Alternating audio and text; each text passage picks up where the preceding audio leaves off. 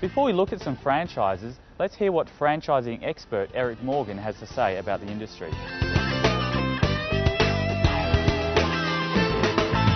Eric, can you tell me a bit about the franchising industry in Australia as a bit of an overview?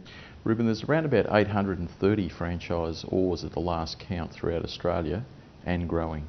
So it's growing? Yes, we're seeing around about a 14% growth on an annual basis now in franchising, and it's continuing. There doesn't seem to be any backing off at all. And what about Australia compared to the US in terms of percentages?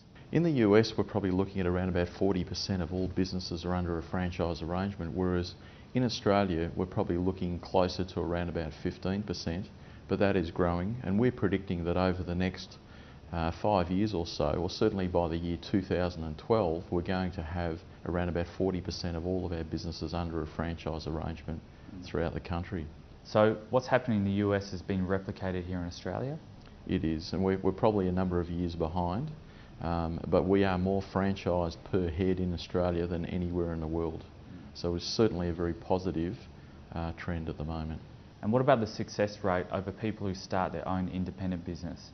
The success rate, which is well reported in our industry, is 88% over a 5-year period of all franchisees that open, compared to an 80% or more failure rate in independent business in the same period. So Eric, why does that 12% fail? Probably some of the main reasons they fail is a misfit of the franchisees. In other words, they haven't been hand selected to the profile that the franchisor really needs.